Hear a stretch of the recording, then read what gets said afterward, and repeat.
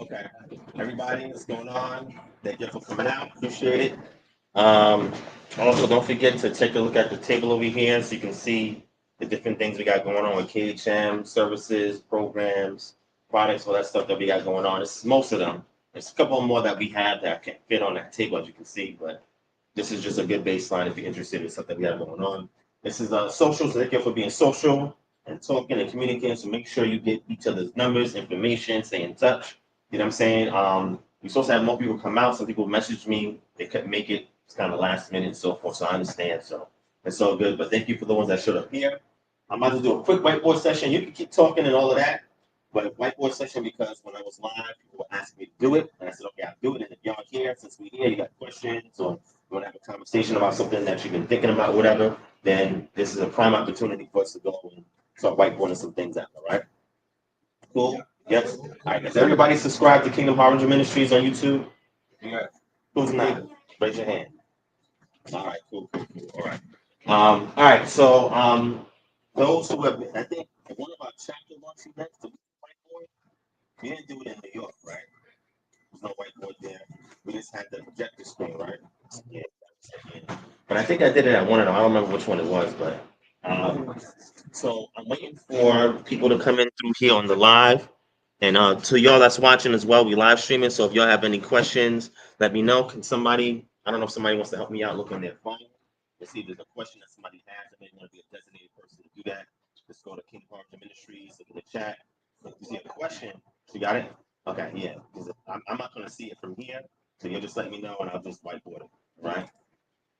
All right, so before we start off, I want to thank everybody for showing up. All praise to the Most High. We're looking to do more of these social events. We got this amount of people here, but last minute, I'm talking about this week. I put the flyer early this week. Typically, we do it like 2 weeks or a month in advance, and we probably get, double this. We up into the chapter launch event. We had like 50 some people there, and more people was coming, and we didn't have enough space for those people because we're only allowed legally to have X amount of people there because of fire code and stuff like that, and some people have to be turned away. But that's the only thing about marketing it this close is that you get a more intimate space with, less people, it's easier to talk and communicate and stuff like that. Everybody signed that sheet right there. That's not to our session. Everybody signed it? Okay, cool. All right, that's good as well. All right, did you like the food? The food is okay? Okay, cool. Okay, cool. Now we had a lot of options, but I picked out what you're eating right now, so if you don't like it, it's my fault. It's my fault. But so far, everything seemed to be good. We did have some challenges with it. We didn't have really the racks and stuff like that we wanted to, but I'm glad that y'all saying it's okay. You ain't gonna hurt my feelings if you say it's not, but I'm just saying, it's okay. All right. All right. So, do you see anything Asantwa yet from them? If not, I'll just start with y'all. All right. So we got a little bit of time. Does anybody have a question or something like that? Since the whiteboard is here, I can just throw it on the whiteboard. Matter of fact, let me grab. While you're thinking, let me grab one.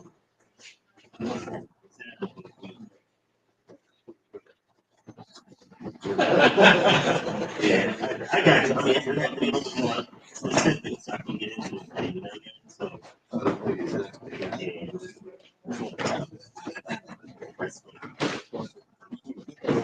Ready? All right.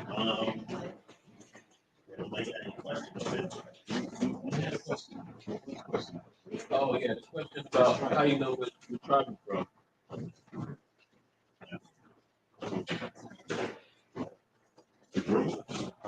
Yeah, I wrote it. I don't know what to put it, but it might be in here.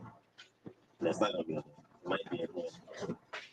All right. So, first question you asked, you said, how do we know what tribe we're from, right?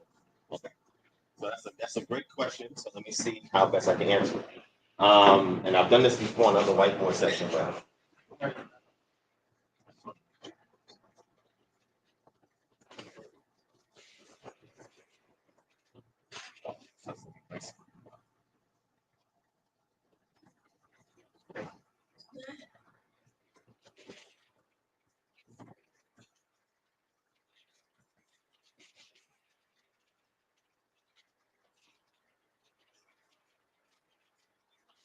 all right.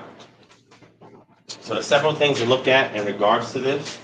The first thing is migrations, right? So you look at migration patterns. Second thing is oral tradition.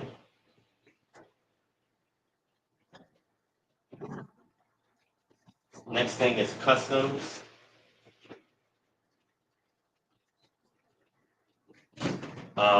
The other thing is any kind of primary sources in regards to like text, right? Right, so migration patterns, oral traditions, customs, primary sources, etc. Right, and primary sources as it pertains to text, because technically all of these can be primary sources too. But when we talk about primary sources in here, specifically for anything that we have written, right, that's documented, right. So you can start first with this 1, 2, 3, 4. So the first thing is in regards to migration patterns, right? So in the history of ancient Israel, there were various sieges once the Israelites went into the land, right? So the first siege, major siege you had was the Assyrians, right? And they attacked what we call the northern tribes of northern kingdom, around NK, all right? And then after the Assyrians, you have the Babylonians, right? And that is SK, southern kingdom, right? And then later on, after that, you had the Persians, which is also an important period. And then you have the Greeks, and then you have the Romans, right?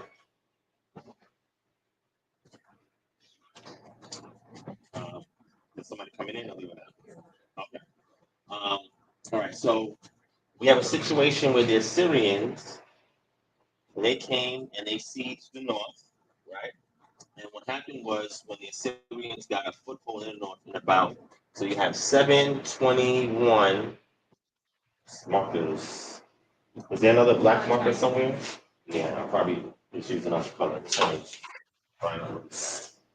About 721 BCE, right? So that's when they came into the northern kingdom and sieged the kingdom and started taking them into captivity.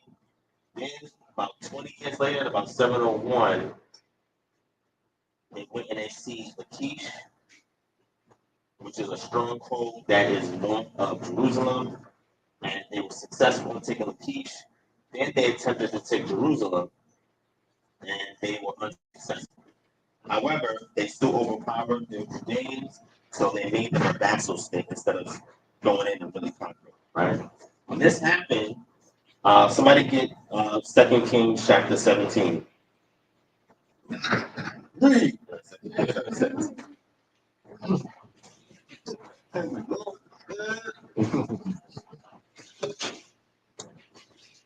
You see any questions, Santuan? You need a seat? You okay?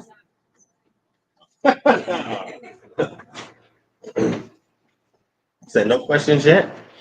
I'm surprised. Okay. If this was like Freestyle Friday, I'd probably get a million questions. The sound is on and off. Is that the consensus?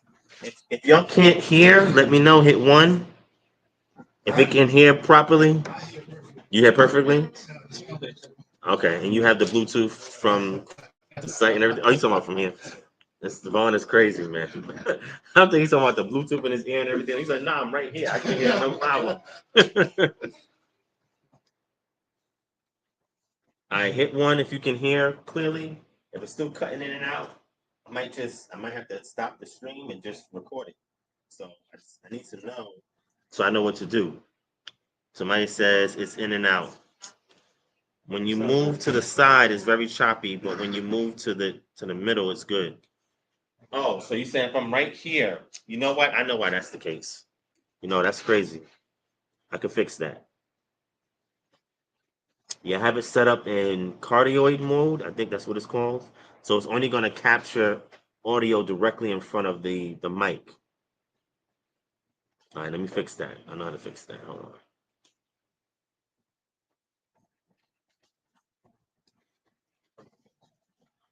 Yeah.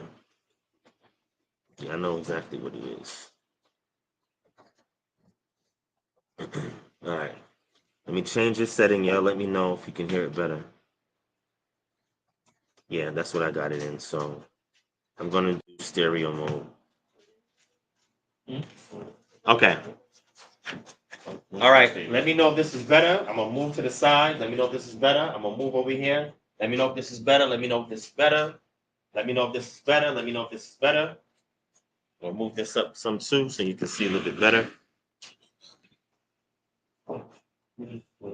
Everything good? What are they saying? Much better? Okay. Yeah, I knew exactly what it was when y'all said that. All right, cool. All right. All right, so going to the Assyrians, 2 Kings chapter 17, you got that? Probably just use my phone.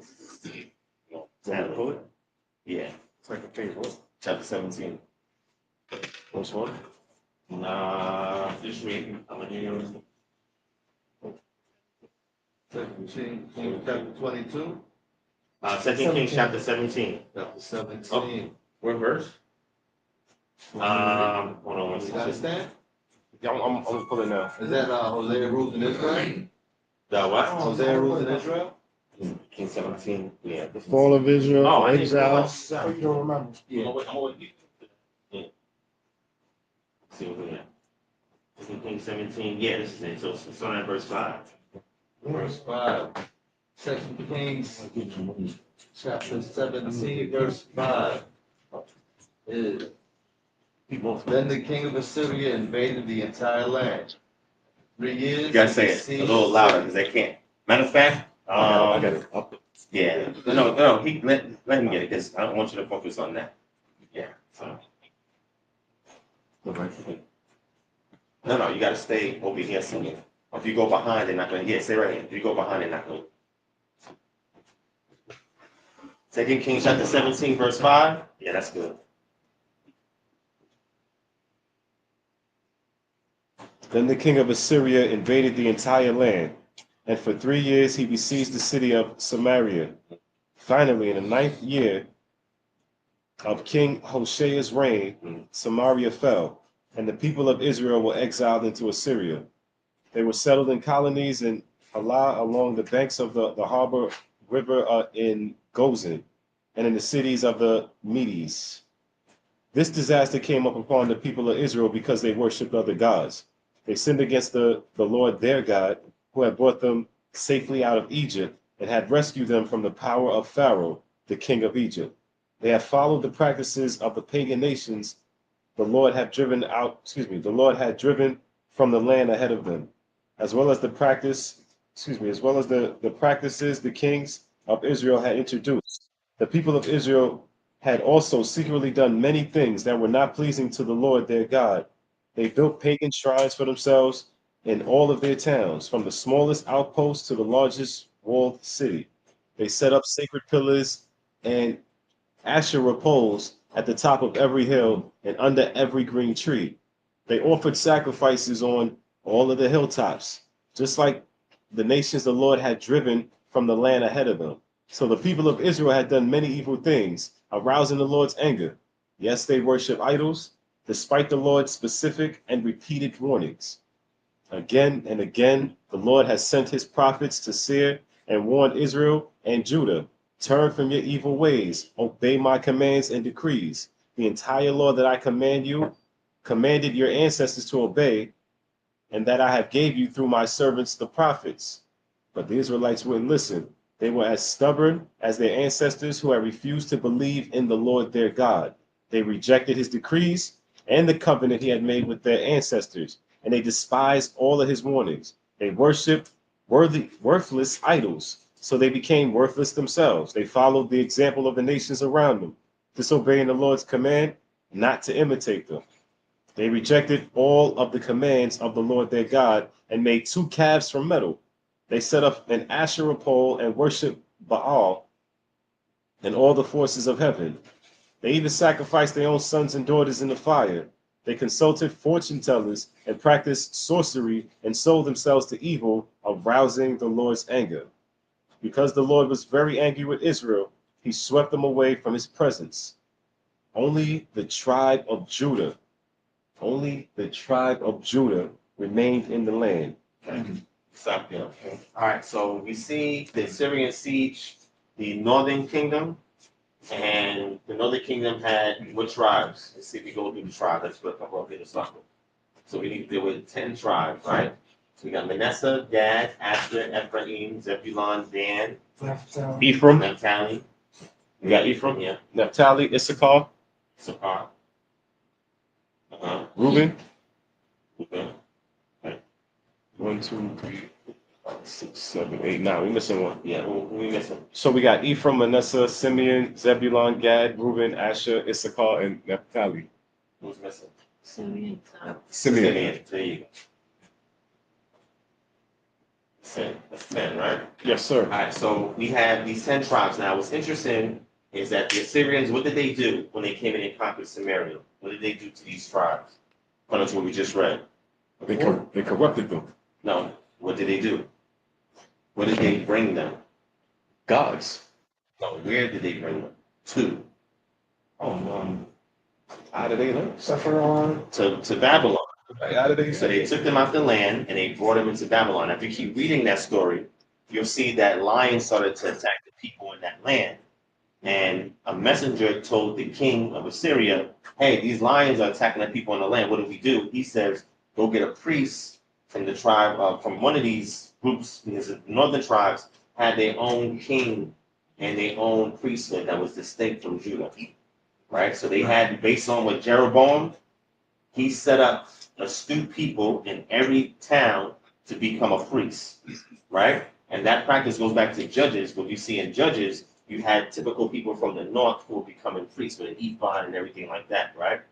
And then they had the king line, which started with Jeroboam, but wound up with Omri because he usurped the throne, and then his descendants from there, right? But they were all taken to Babylon. That's important, right? Now, did all of them get taken to Babylon? Everybody from the tribe was taken to Babylon? That's not the case, right? There was still some that was still in the land.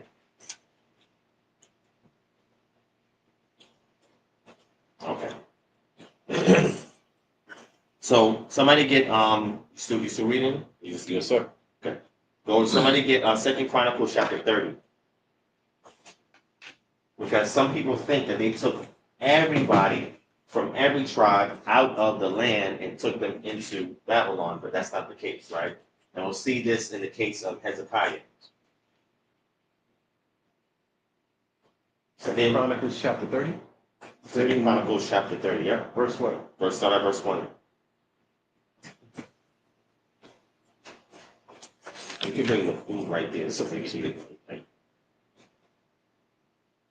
2 Chronicles chapter 30, verse 1. Mm-hmm. King Hezekiah now sent the word to all of Israel and Judah, and he wrote letters of invasions to the people of Ephraim and Manasseh. He asked everyone to come to the temple of the Lord at Jerusalem to celebrate the Passover of the Lord, the God of Israel. The kings, his officials, and all the communities of Israel decided to celebrate Passover a month later than usual. They were unable to celebrate it at the prescribed time because not enough priests could be purified by them, and the people have not yet assembled at Jerusalem. This plan for keeping Passover seemed right to the king and all the people.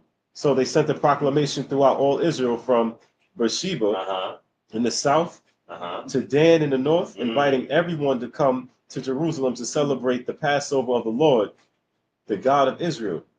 The people had not been celebrating it in great numbers as required by the law. At the king's command, runners were sent throughout Israel and Judah. So remember, the northern kingdom was taken into captivity, but yet Hezekiah, who comes hundreds of years later, is sending messengers to Ephraim and Manasseh, and then he's sending messengers all throughout to Israel as far as Dan to the north and Beersheba to the south. Why would he do that if none of them were in the land? So what would happen is, and you'll see in ancient Near East, whenever a stronger nation that's an empire like Assyria, Babylon, what they would do is they will come in and they would take the upper class, the elite, right? And then they would take some of the middle class. The middle class would be like your pastoralists or like your agriculturalists.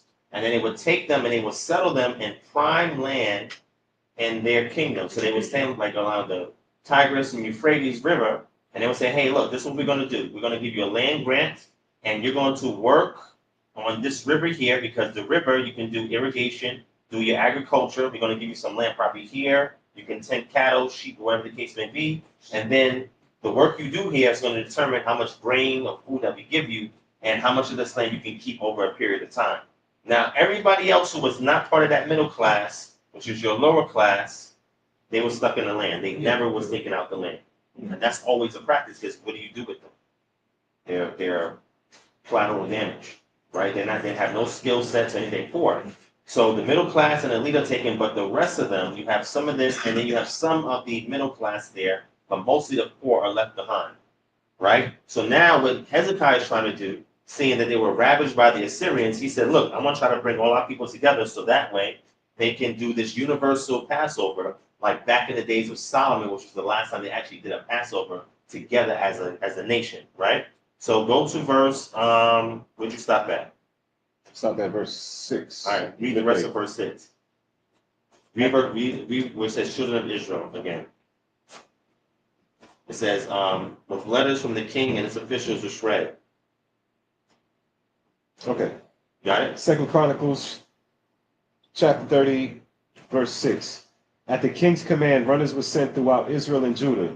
They carried letters that said, O people of Israel, return to the Lord, the God of Abraham, Isaac, and Jacob, or Israel, so that he will return to the few of us who have survived the conquest of the Assyrian kings. So that he will return to the few of us who have survived the conquest of the Assyrian kings.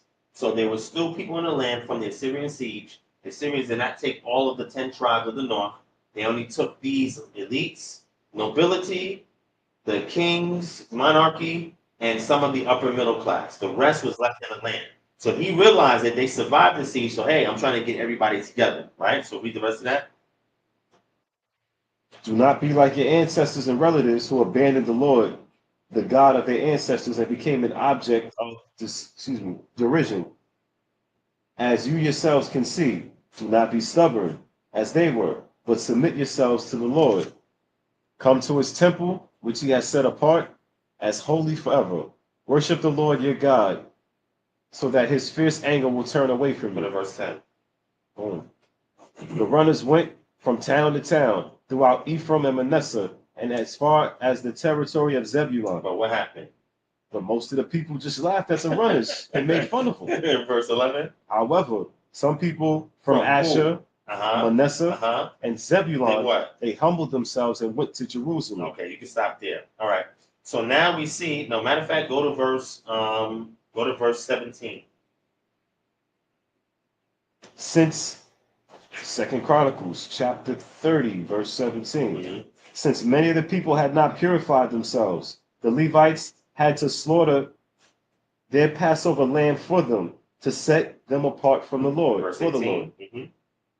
Most of those who came from Ephraim, Mhm. Manasseh, Mhm. Issachar, Mhm. and Zebulun had not purified themselves. Mhm. But King Hezekiah prayed for them, and they were allowed to eat the Passover meal anyway, even though this was contrary to the requirements of the law. Uh-huh. But Hezekiah said, may the Lord, who is good, pardon those who decide to follow the Lord, the God of their ancestors, even though they are not properly cleansed for the All right, you ceremony. can stop there. All right, so now what tribes are being mentioned here? So we can see who's not in here. Ephraim, Ephraim is mentioned. Who else? Manasseh, Manasseh is mentioned. Who else? Issachar, Zebulun is mentioned. Who else? Issachar. Issachar.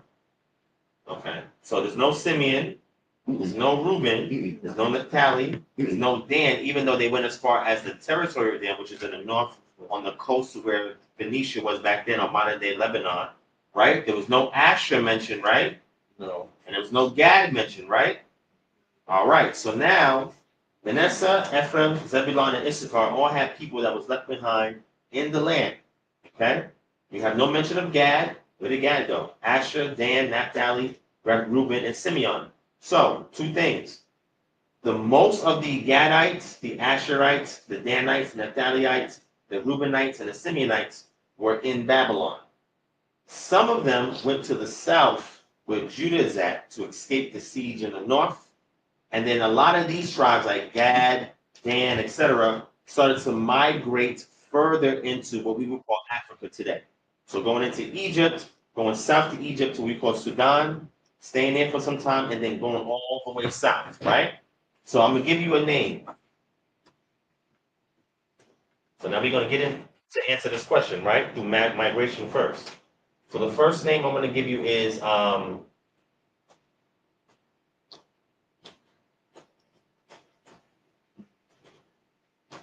now we're gonna get into some history. And remember, one of these primary sources is how we're gonna find out where some of these tribes went, right? So if somebody pull up Eldad Hadani, pull up this name, Google this name real quick. And then two other scriptures we're going to get to. And then we begin to show you migration patterns, primary text about where this migration is going. And then we're going to get into oral tradition and customs and see if this is following these tribes that we're talking about. All right? Just look them up. Just Google it. It was a 19th century Jewish merchant, traveler, and philosopher. Where are you reading that from? Wikipedia. Wikipedia? That's fine. I know you follow along what you're doing. Hold on, let me pull it up. Want to come up here so they can hear him? No. They can hear him? Oh, no. No, they can't hear. Then they're going to hear from this sound you hear from left, right, front. I turned it off from the back because I'm on talk. Huh? No. You can talk because I'm gonna go along with it. Yeah, read it. What it say? From the beginning? Yeah. El Ben Hadani was a 19th century Jewish merchant, traveler, and philologist. Though probably originally from South Arabia, he professed to be a citizen of an independent Jewish state in East Africa, inhabited by people claiming descent from the lost tribe of Dan, Asher, Gad, and Naphtali. Say it again. Who? Dan. Hold on. Dan. Asher, Gad, and Naphtali. Okay, look, now slow down. Remember I told you what happened to these tribes, right? Yeah. Okay. These were mentioned of the ones that's still in the land, right? And some of them, all of them, a portion of all of them was taken to Babylon, but we had no mention of Gad, Asher, Dan, or Naphtali. Now, you just mentioned those four tribes, right? All right, keep reading. Eldad visited Babylonia, Carrion, and Iberia, where he spread fanciful accounts of the 10 tribes in Halakot, which he claimed he had brought from his native country. All right, so slow down with that. So you mentioned the term halakha, right?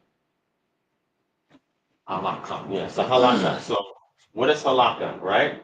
The root word is the Hebrew word halak, which simply means to walk, right?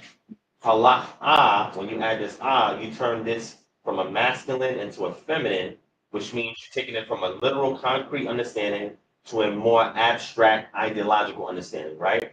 It means the system of how do you walk, how do you carry yourself, how you go about.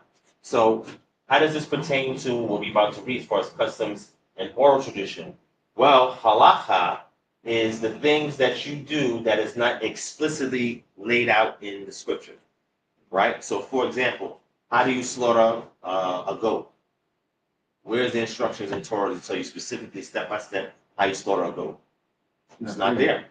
So if it's not there, but the text says you have to slaughter a goat or a lamb for Passover, then how do we go about it? Well, now it's different. Before Yeah, back then, it was passed down a tradition and oral tradition, you say, right? Because of the gap and what happened to us, so that knowledge was lost. But they knew how to do it because it was a part of their customs. Correct. So that means you'd have to study a culture that's strictly oral, who's been doing it, that claims that tradition goes all the way back to the time period when the Torah was given, and see and examine to see how they do that practice. Well, Eldad claimed that, and he's a Danite, okay? He claimed that he had witnessed this.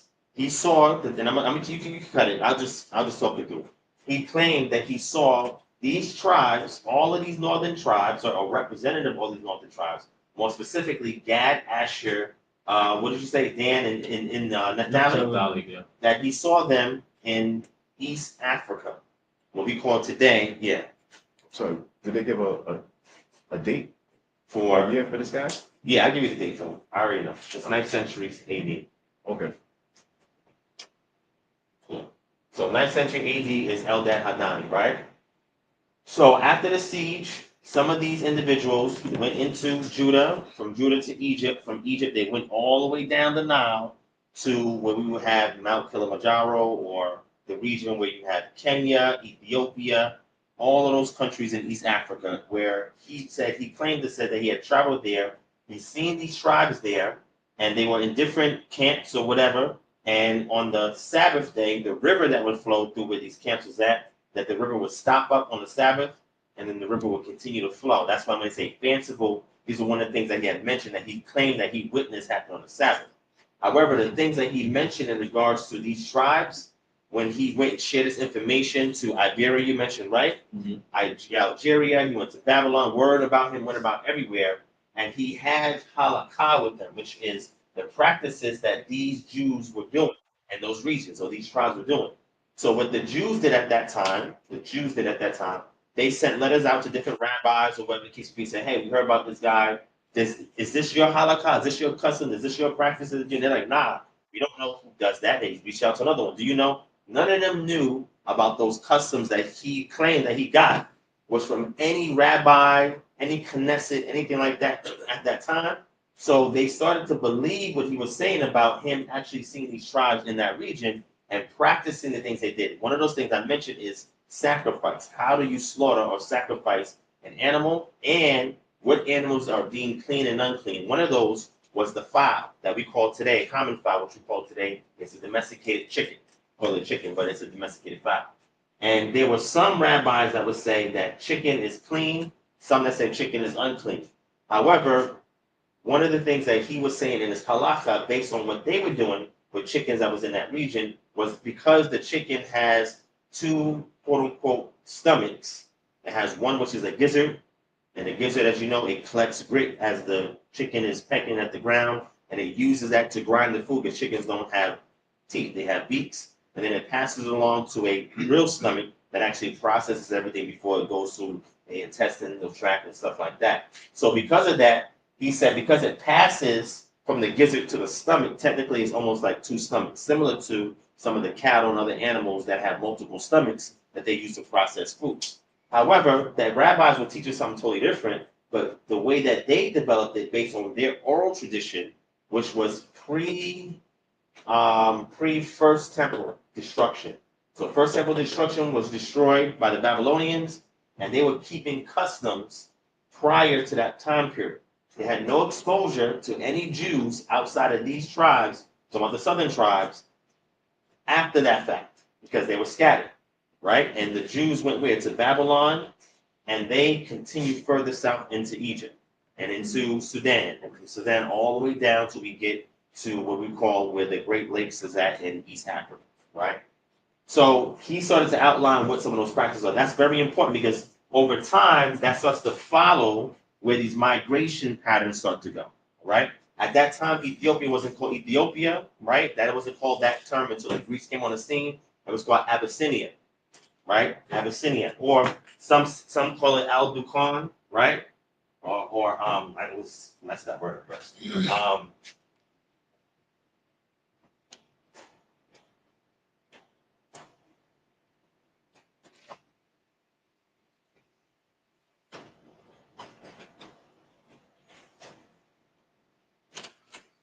So after they went down to all the way down, and we had that testimony from that primary source from Eldad Hadani to East Africa, now we start to get migrations that go over to West Africa. Eldad Hadani is responsible for the Beta Israel that you hear of today. The Beta Israel are Jews that live in Ethiopia, and these Jews have practices. When they were discovered back in about the 1600s or whatever the case may be, they had practices that were distinct from the Jews of that time. The Jewish. Right? Or Jewish at the time.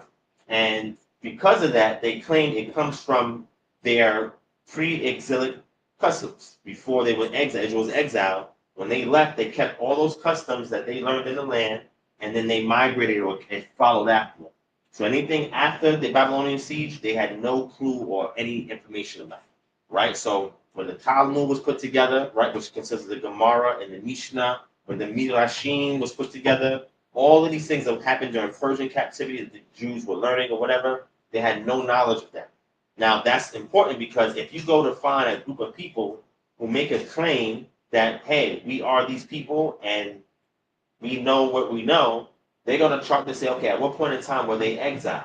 Their exile period has to line up with the practices that they still practice. Because if they had the Talmud, if they had the oral traditions that we see that's used today in Judaism, then their claim would be a lie. Because you would have been exposed to that if your exile happened prior to that, right?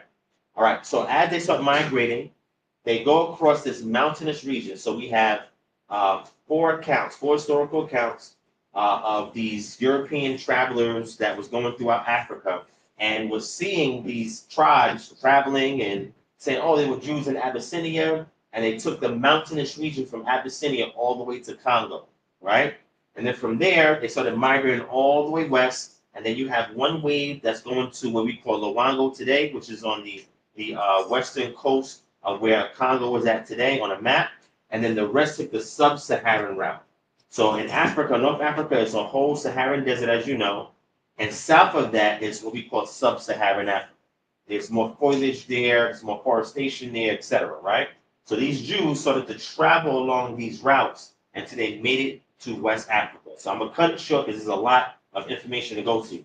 But migration patterns happened because of the exile for both the northern and southern. For the southern, we started to have an exile mainly from the southern after the Babylonian captivity, right? Somebody go to Jeremiah real quick.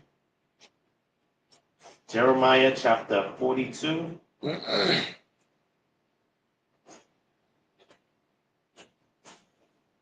Somebody was supposed to pull it. They're going to wait on you. Jeremiah chapter 42. We're going to start at verse 19.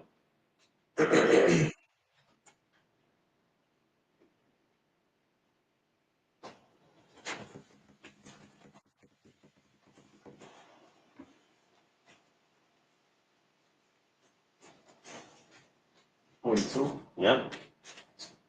And you can actually read the whole chapter, but we're going to do it verse 18. 18 to 22.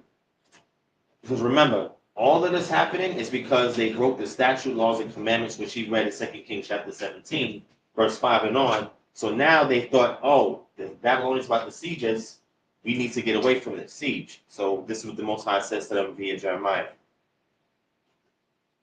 This is what the Lord of heaven's armies, the God of Israel, says. I like that. Yeah, says run that back. Right. This is what the Lord of heaven's armies, the God of Israel, says. Just as my anger and fury have been poured out onto the people of Jerusalem, so they will be poured out on you when you enter Egypt. You will be an object of damnation, horror, cursing, and mockery, and you will never see your homeland again. Listen, you remnant of Judah. The Lord has told you, do not go to Egypt. Do not forget this warning I have given you today. For you were not being honest when you sent me to pray to the Lord your God for you. You said, just tell us what the Lord our God says, and we will do it. But today I have told you exactly what he said. But you will not obey the Lord your God any better now that you have in the past.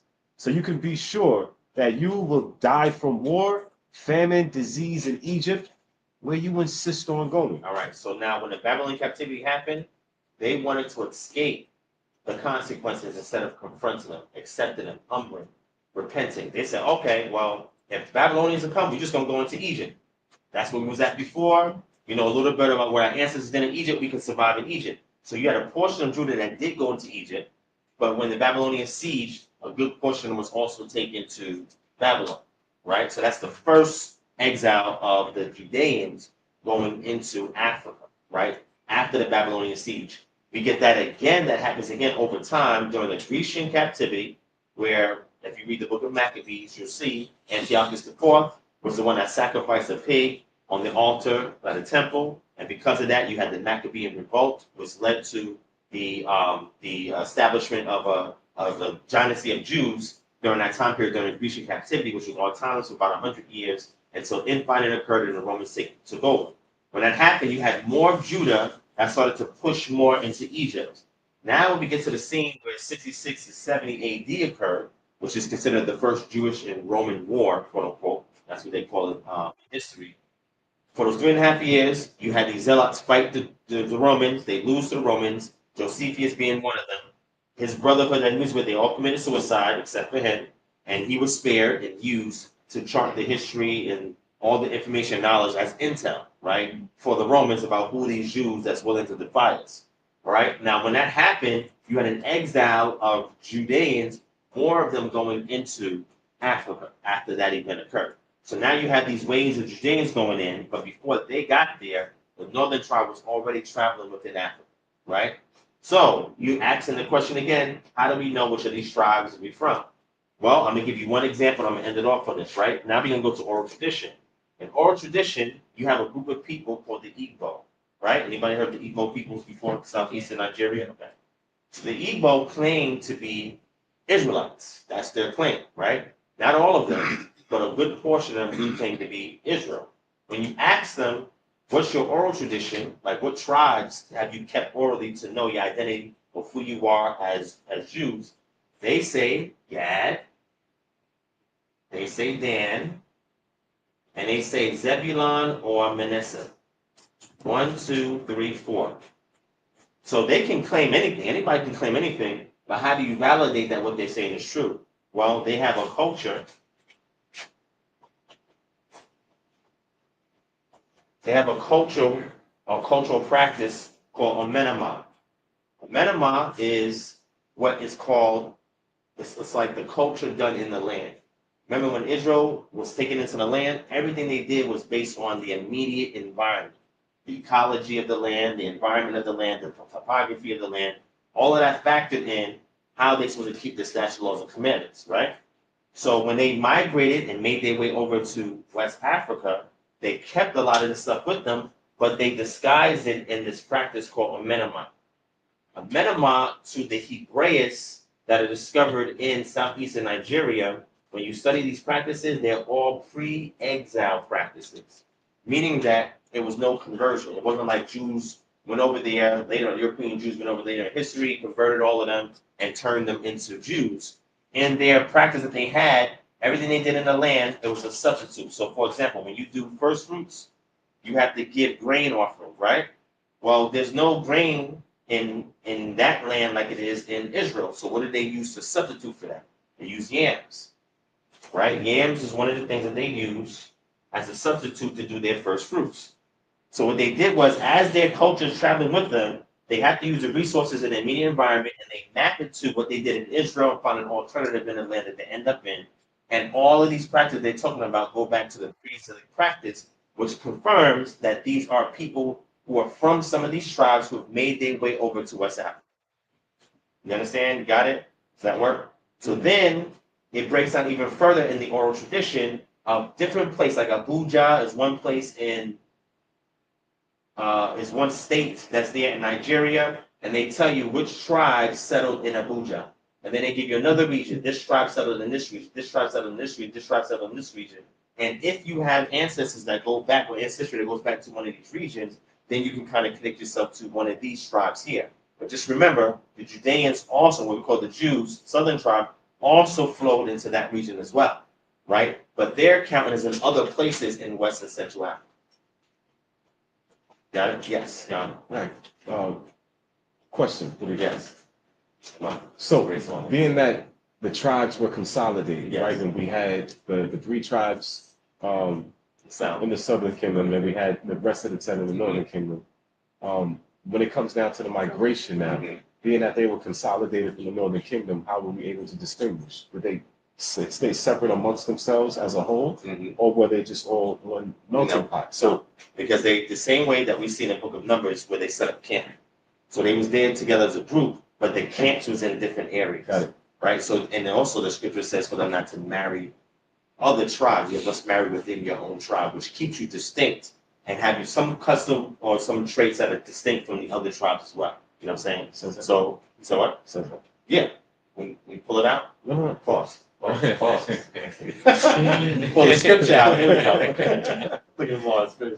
That they're not supposed to marry within. Yeah, I got you. They're not supposed to marry outside of their tribes. The only time that was a distinction on that is when, it's when the Benjamites fought against Israel, and Israel almost killed all the males in Benjamin. They didn't have them exactly. All right. So, question. So, is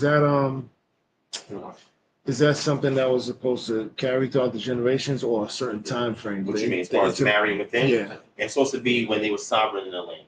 They lost their sovereignty, so intermarrying did happen, right? And then when they traveled, though, they tried to keep some form of identity. So they tried to stay within their tribes, but it wasn't like, especially with we call the transatlantic slave trade. Obviously, that you can't help but who they interbreed you with. Because what can you do? They bring you over here, they put you together on the same plantations, and you find somebody, another mate that you like or whatever, you marry them, have kids, without thinking about a lot of this. You know what I'm saying? That's another element of the discussion that I didn't really bring in here. How these Jews got taken and brought into captivity.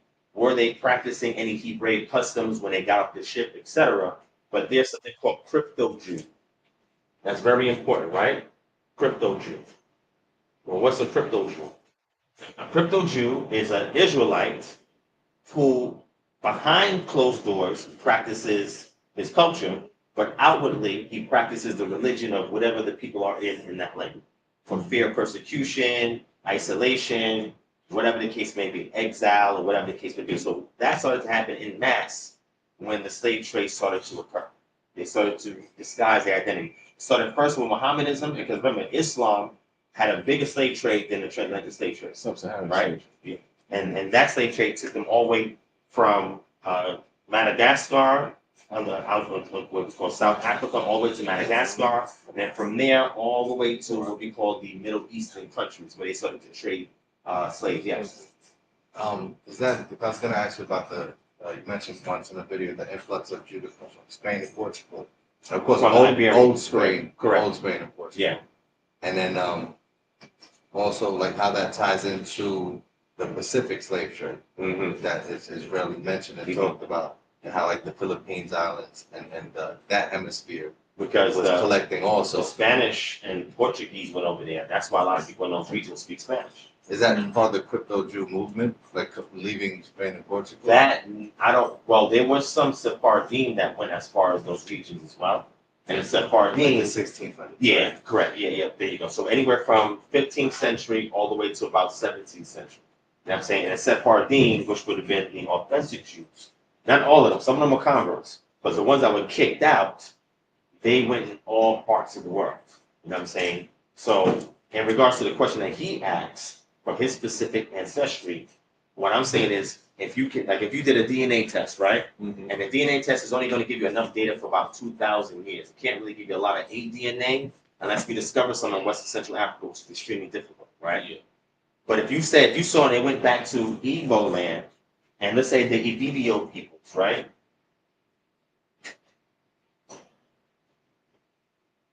My writing is off today most of the time. The Ibibio peoples, right? And you see that they live, let's say there's some of them in Abuja. And the oral tradition is, hey, the ones that people that live here were from Gad, right? And that's their oral tradition. How do you authenticate it? Well, you look in the scriptures and see what practices that Gad had that made it distinct from the other tribes. And if what they're saying lines up with that, then more than likely, that's the lineage that you're from. You do the same thing in Judah, Ephraim. Matter of fact, Genesis chapter 49, people use that all the time. The things that delineate which tribe is which based on certain characteristics, right? You can use that also as a fanciful way to determine if their oral tradition goes back to some customs or practices in a specific tribe that's laid out in scripture, and if the oral history lines up with the migration patterns that we mentioned earlier, customs and any primary sources of those people being in those lands, from outsiders coming in and doing documentation. Because remember, a lot of them, when they were moving, they were oral. They claimed that some of them had some Torah scrolls with them, but for the most part, they were oral culture. And when the Europeans came in, they started to standardize written texts and so forth that they adopted from the Arabs that had went and took over those portions of Africa. You know what I'm saying? Yeah. So if everything lines up point for point, and again, I don't have a lot of time to do it today, but I can give you an example of somebody that actually had that situation and went back and traced everything and said, oh, should I go back to Manasseh, or I'll go back to Issachar, etc. You can actually chart that. You know what I'm saying? You know where you So on my mother's side, yes. So there's Black Jews and Luongo, right? This you can type it. You can write this down. Black Jews, Luongo, Loango. So my grandmother, before she passed, when I was in New York, maybe about 2 years ago, something like that, I had a whole conversation with her about different things to try to get as much information I can from her before she died. So she started to share things. I said, hey, Grandma, can you tell me some customs, some practices that you may remember when you was back home, in the islands or whatever? So she would tell me certain things as far as dietary, tell me some things as far as preparing the food, certain animals that they didn't really touch or deal with. So they gave me a lot of this information. I was like, oh, should we write this down? So I started writing it down. So then I started doing research and say, okay, can I find people groups on that West Coast when slaves were brought from Luongo to the Virgin Islands that actually were doing those same practices that she recalls. And it goes back to what I mentioned about the Black Jews in Luongo. So now the question is, which one of these tribes, whether Southern tribes, Northern tribes, came through that lineage? Now, I didn't get to do that on my father's side yet, right? My father's father. My father's mother has a lot of admixture with my father's father from the DNA test that I took maybe about 10, 11 years ago. I don't even recall if somebody did it for me. There was some, we mentioned Igbo land, there was some Igbo on my father's side, the wide paternal markers, right? So that means it will bring them back to that region, but then he had other things in there as well, not just that. So what I had to do was look at every piece of data, and then I would have to ask certain questions, problem questions, to get a good inquiry, to go start to do a research and to give a hypothesis and say, okay, this is what I think it is, and then continue to do more research to get to a thesis and say, okay, look, we have enough data based on everything we collected from the scriptures, from history, from oral tradition, migration patterns, customs, primary sources, in order for us to triangulate which tribe you come from. And you need at least 2 to 3 pieces of data, like scripture says, for every word to be established, right? So Does it matter if it's going through your mother's side or your dad's side? So the Israelites went patrilineal, right? However, it wasn't limited to that. So, like in the case of Zelophehad's daughters, they didn't have a male heir for their father. So they pressed Moses and the people who was trying to push them back. Hey, we need to know what to do with our property. We have no brother. My father didn't leave, no sons to pass it on to. What happens in that situation? Well, in that situation, it is handed off to the daughters, and they had to marry within their tribe to keep the territory within their tribe, right? So modern Judaism today, they trace your lineage through your mother. That comes from the Romans. That is not scriptural per se. It comes from the Romans. Why?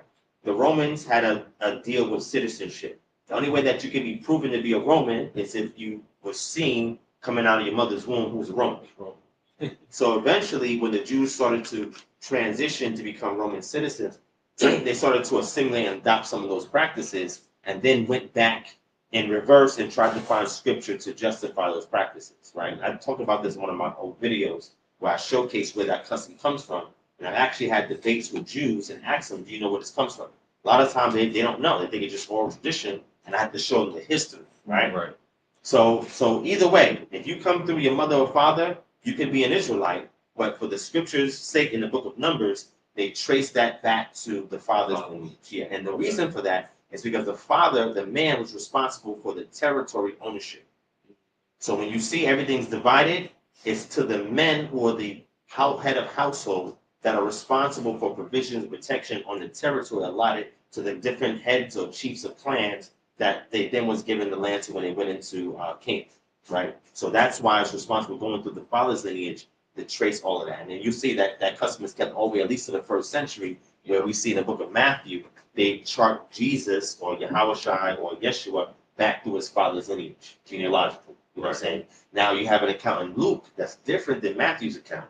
So a lot of times they try to see if maybe that was some kind of an error or a miscalculation, or is it Mary's lineage or is it Mary's father's lineage? Because Joseph married Mary, then he's counted also through her father's lineage to account for her being a Judite and then married within the same tribe. There's a lot of ways to break that down further, but in regards to answering your question, yes, there's a way that we can propose to say, hey, this is how I know with this amount of information that I had and this conclusion that I can point myself to one of these tribes. You know what I'm saying? So that was a little, I'm not exhaustive, but I think that was thorough enough to kind of give you Question. an understanding. Okay, you got it. I know you got it. You have these 4 ways of figuring this out: migration patterns, oral traditions, customs. One second, Okay. did somebody have a spray to wipe this down? Because this is not, it's not, these are not really. Try that one, going Oh, yeah, we can use that too. Okay, go ahead, Ron, I'm listening. All right. You have these 4 methods: migration patterns, oral tradition, customs, primary sources. Uh-huh. Does prophecy ever come in as part of trying to figure out tribes? Yes. Prophecy and the actual scriptures themselves. The reason why I left that out is, thank you. Yeah, that works. Thank you. The reason why I left that out purposely was because I want to be able to show outside of scripture how this can be validated. Right. So yes, you can factor in prophecy and you got it. Okay. You can factor in prophecy and you can also factor other elements in scripture, but I left that out purposely because I want to show that you can make that case outside of scripture. The reason why I do that is because people will say, "Oh, scripture is subjective. Anybody can say this, or they can make a claim of that." So I say, "Okay, leave that as one source." But if we go back to these other ones, following those people who left out of the land for the sake of us making that claim, you can use all these additional sources in order to validate, right? But yes, prophecy. We just read prophecy in Jeremiah chapter 42. They were trying to leave out of the land and go to Egypt. He said, "Look, if you go to Egypt, that's fine, but everything that's supposed to happen to you, war, famine, disease, is going to follow you in there because you may think you're escaping the Babylonians, but you're not going to escape me. I'm the one allowing this to happen to you." So we see that the Jews are going into Egypt, which eventually is going to lead them going into different parts of Africa and spreading out into the west, or fanning out to the west into the central parts of Africa. Would you say there's prophecy You can that's pertaining to today? For Egypt? No, for identifying tribes. Or was it for Yes. during those times? Yeah, so a lot of times, and I'll say this, a lot of times when we look at Deuteronomy 28, thank you. A lot of times when we look at Deuteronomy chapter 28, we use that as an identifying marker about who's Israel and who's not, right? The problem is, all the way up to verse 64, most of those curses are things that are going to happen to us while we're in the land. However, the text shifts. Go to Deuteronomy chapter 28. 60. No, we're going to start at 64. Go to 64, 20 and 64. Deuteronomy 28 and 64. Yeah. Is the ESV okay? Okay. What does it say? Deuteronomy 28:64. And the Lord will scatter you among all peoples from one end of the earth to the other. There you go. So he's going to scatter you. So everything up before that is prior to the scatter. And now look, read what happens. Because you'll see that happen in the Babylonian captivity. A lot of stuff that they mention happened while they were in Babylonian captivity, right? It's not isolated to just that, but we can showcase that this happened more specifically if you read the book of Lamentations. A lot of those curses you'll see it throughout the book of Lamentations.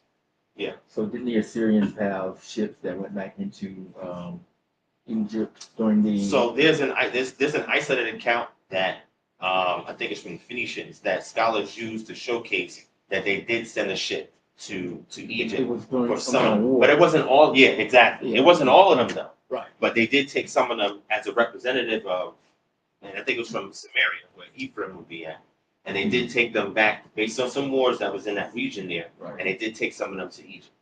Yeah. Just like the Babylonians, once they defeated the Jews and so forth, they took most of them to Babylon, but then over time, the Persians came in, and then the Greeks resettled a whole bunch of Jews to Alexandria in Egypt. You know what I'm saying? So we do see them taking them back to Egypt, right? But if you read verse 64 starts with the exile. Now read what that happens in the exile. That's what we should really focus on. Read verse 64 again. You was reading it, Vaughn? And the Lord will scatter you among all peoples from one end of the earth to the other. Uh-huh. And there you shall serve other gods of wood and There stone, you go. which neither you nor your fathers have known. So when the Israelites were scattered or taken out of those lands, especially if we claim that we are those people and they were brought to the Americas, we wasn't serving the gods that we knew.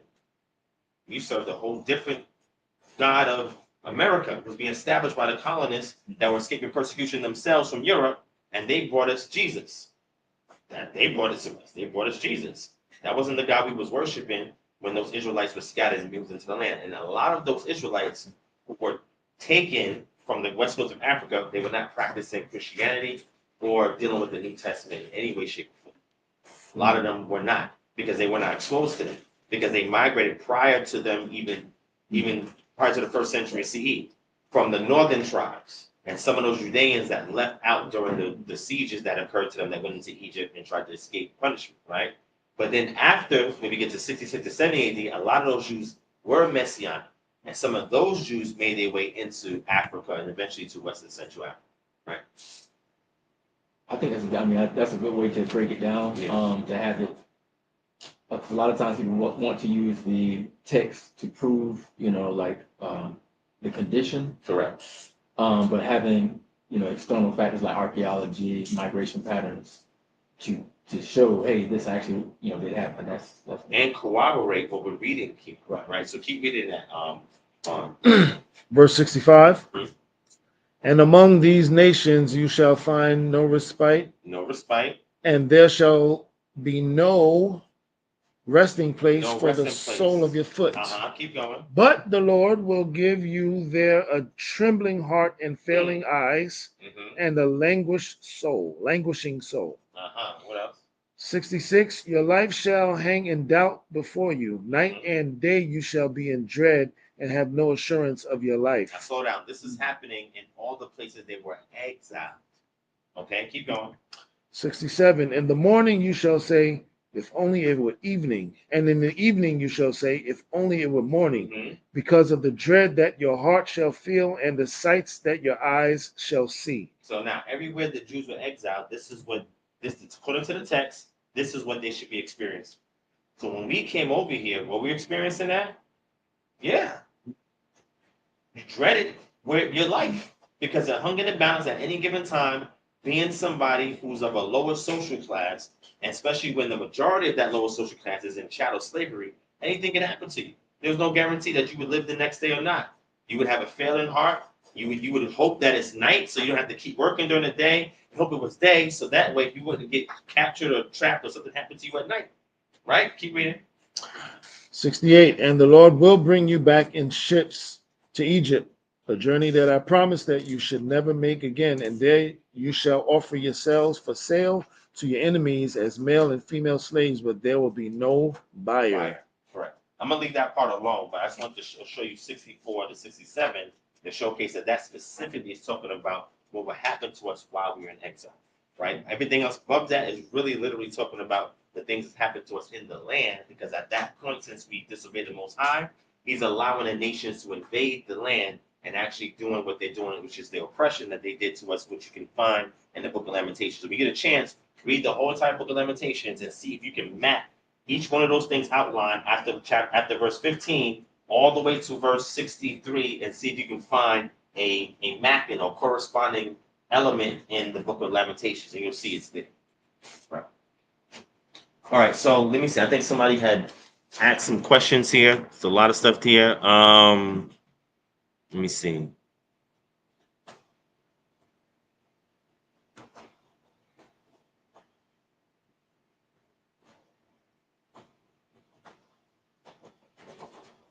All right, so if y'all have questions in the chat, let me know. I'm gonna look on what I have here. It said, did the Gabriel Stone have a prophetic utterance engraved on the stone? Yes, that's what the Gabriel Stone is talking about. So does anybody here know what the Gabriel Stone is? No. Nope. No. So in the 1st century AD, right, before Yeshua came on the scene, they found a slab of stone that had, a bunch of writing in there, etc. Right? So it's a couple of lines in there, and pretty much what it is, and they say it's the Gabriel stones because whoever wrote this or engraved this said that the revelation came from Gabriel, and it was a prophetic utterance in regards to the anticipation of a Messiah and things that were happening to Israel, right? So this is a very rare stone. You don't find a lot of prophetic utterances engraved in stone. They typically in like papyri or vellum or something like that. But when they found this, they was like, wow, this is remarkable, because what it does is that it shows you the stage that was being set for this messianic movements that will pop up during that time period. Now, the one that we know about, the one that we ascribe to Yeshua, right? Jesus, Yahushua, right? We most of us who are not familiar with history, we only know about this messianic movement, but there was at least 8 of them. So what made this different and distinct from the other 8? Well, the leaders of these other 8, most of them were killed or exiled. And when they died or was exiled, then all of their followers dispersed. And that was the end of the movement. This happened to be the only one that after they killed him, the movement kept going. And the Romans didn't understand that. Like, what the hell is going on? Why we kill all the rest of them or exile them? Everything dies down, but now this guy dies. And all of a sudden, 40-something years later, some incident happens at Pentecost. And now all of these followers of him are now spreading out and carrying his name. And then we see the Pharisees and Sadducees do Cephas and Yochanan, or Peter and John. They try to silence them for saying this man's name. Like, why do you keep mentioning his name? Don't say his name no more. They said, we can't help it. And they kept spreading his name. And this made, eventually, maybe about 100 or so years later, Tacitus, Pliny the Young, and other Roman, scribes and historians go back and look at this event about this person and say, yeah, this Christus person, he lived around this time and he had a movement, and now all his followers are now spreading out, fanning out, and bringing his name and his message to the different parts of the Roman Empire, which is disrupting things in the Roman Empire between both the people who are Romans, who celebrate the Roman gods and mythology, and the Jews that are spread throughout the Roman Empire as well. It caused a big problem. So yeah, the Gabriel Stone, you can write this down if you want. Go research it, look it up. Very fascinating find in the 1st century CE, which is a revelation that whoever's writing it says comes from Gabriel. It's talking about the state of Israel, and it's talking about them being delivered by Messiah. You know what I'm saying? So, and again, this is not a Christian or follower of Yeshua that wrote this. It's independent of that. Where was it found at? The exact site escapes me at the moment, but if you just type it in, you'll find something written on it, and it'll explain that portion too. Anybody else in here have a question? Thank you, Unknown L, for that. Anybody else have a question in here? No? Kind of, I don't know if it's way off topic, but It doesn't. I mean, we're not even on topic at this point. It's like whatever now. Can somebody give me a time check? 11:50, It is already 11:57. 11:57. Yeah. All right, one last question, and then we're gonna close out and Make it a good one. you put all the pressure on. Pressure. I can Well, it was. I don't know. Have you ever heard of Barbary slave trade? The what? The Barbary. The slave Barbary? trade? Barbary. Yeah. I know Berbers? No, not the Berbers. Barbary slave trade. Yes. I see what you're saying. Why you're saying is this off topic? It's not off topic to me. But We're the talking about audience that I'm ships. talking to. Yeah. So the Barbary slave trade is when North Africans, and these were like pirates or traders or whoever, were on the seas in that region. Matter of fact, somebody bring up a map real quick so I can show it to y'all real quick. So this is, I'm gonna do a very messed up. A map of. Just of the North Africa and the Iberian Peninsula. So this is where Spain would be at, and Portugal. And this would be North Africa, right?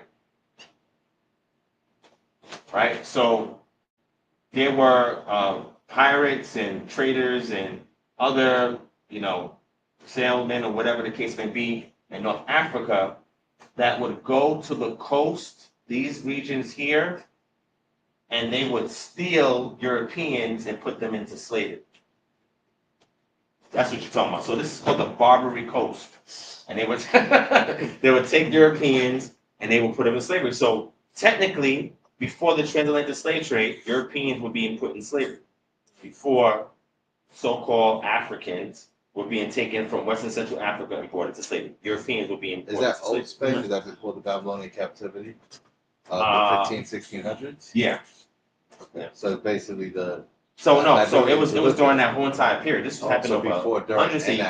after. Yes. They were just taking you. Now that stopped when Spain and Portugal became nations, like certified nations, after their grip from the Roman Empire.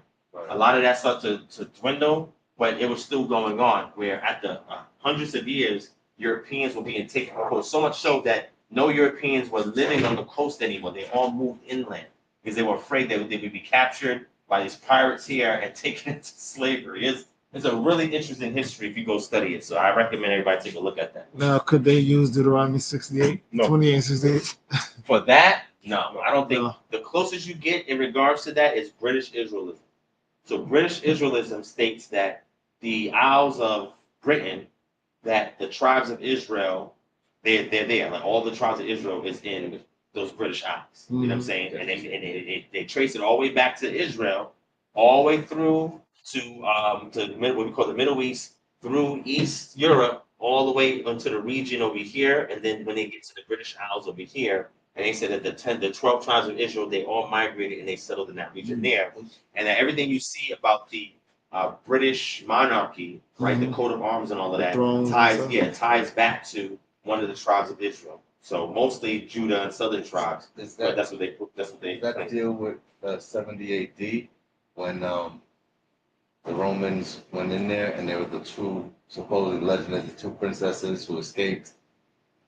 Could be I could be messing up. No, I hear what you're saying. Yeah, and they migrated there, and this is where they get the word Nova Scotia from, and stuff like that. And the Yeah, that's bloodline. towards this region over here where the West Germans settled in. Those are the ones with like the blonde hair, blue eyes, and so forth. Those German types. That's in a region like Sweden today and Nova Scotia and stuff like They that. say even the Galileans Migrated in that region too. like they're the ones, the Germans who got taken out. That's what they Basically, claim. in World That's War one of II. their claims. Yeah.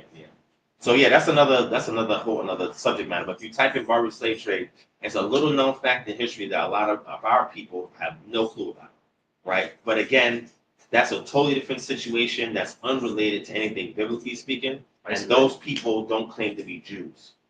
You know what I'm saying? Or Israelites, so it doesn't apply to them. Okay. All right, so we can wrap up. Thank you, everybody. So again, before y'all leave, be sure to talk real quick as we're walking out the door, exchange numbers and information. I'll be back in New York in August sometime, so we'll probably have another function like this. Probably advertise a little more in advance so we can pack this place out and continue to do little socials like this so we have a place we can meet, touch around, get to know different people, learn stuff together. You know what I'm saying? We're going to have activities next time. Try to bring two music artists here next time and try to do some art and other stuff while we're talking and building so we can be a real live function. I just did this. I used y'all as guinea pigs to test to see if you even care about this. A lot of people was mad because it was last minute they couldn't come, but it's good to know that people are interested in socials like this. With level-headed people, down to earth, we can talk, build. Don't even have to do that. I wasn't planning to do none of this, but by request, I said, okay, cool, we here, whatever. Let me just do it. So all praise to the Most High. Appreciate y'all. Thank y'all. Shalom. Get home safely. Boom. You gotta look at the concept holistic, right? And I know where you're getting at with it. Well, some people get at with it with that slave trade. Because we speak about the slave trade in Deuteronomy 20:68, how we speak about that to Martin. Working out or something. Oh yeah, that warehouse rent, right? Checking all the boxes off of the brick in order to Yeah, I know. it's In a whole, but it's just that when you hear people say, Does anybody want to take food you home? hear people say, I know. Oh, you know what? Been We have traded gold ships. stuff. It's only been one group. I'm like, Because my mom that's not told me really to true. You to can't that really use that. magnitude, yes, but throughout the entire course of history, no.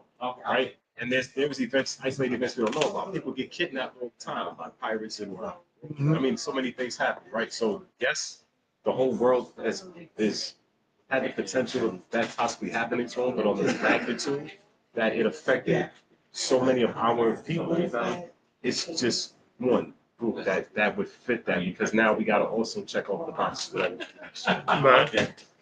But those are for people who are historically ignorant that would say that, we're the only ones that have been through this type of atrocity. Because it's erroneous.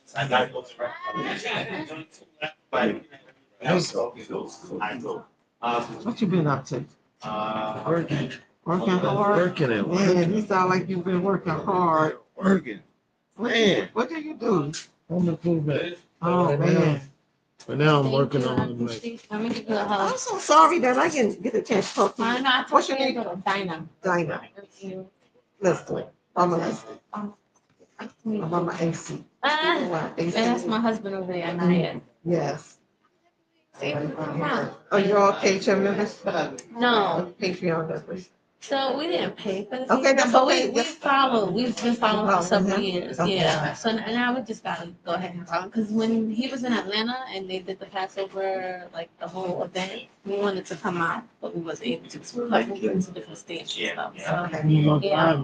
I just asked so I could find a way to reach out, Yeah. to you guys. I So mean, after this, I don't know how much the Patreon is because he introduced me to the Patreon, I think, starts like either from 5 or Oh, yeah. 20, like, yeah.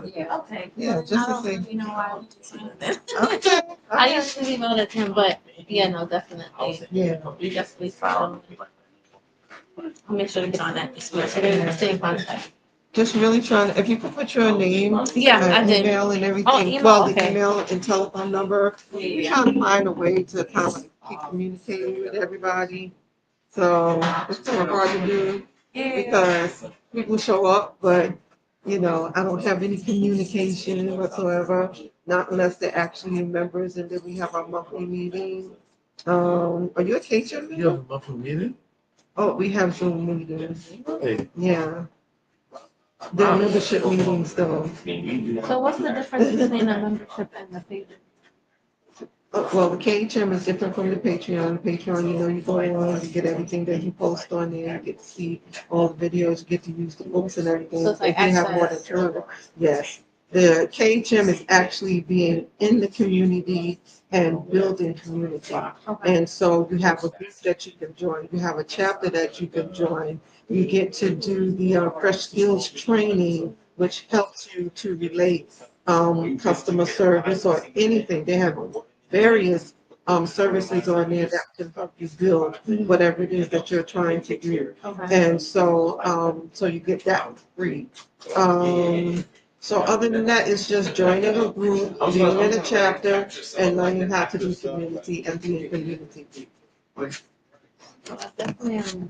Oh, you got, okay, good, good. You can fold that in half, but don't squeeze it, but you can like fold it like that, yeah, and just drop it inside. What's up? What? Yeah, you can turn it off. Just press that power button.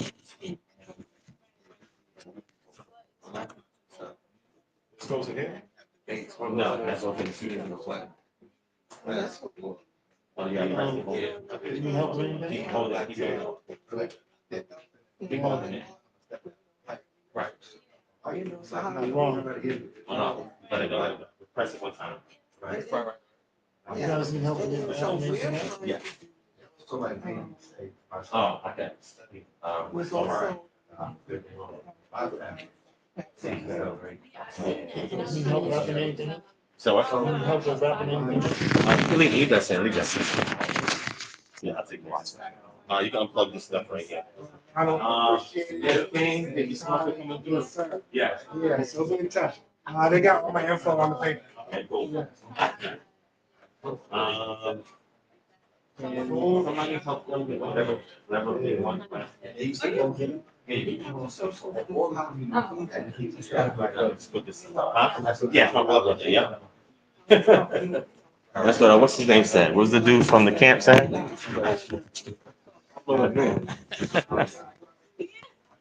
right, let me see.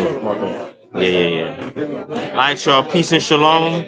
Thank you for tuning in. Hopefully you enjoyed. Next time, y'all need to come out. Make sure everybody's out here or one of our functions in the future. We'll be in your city soon. And we'll be live again next week. All right. Appreciate y'all. Peace and shalom.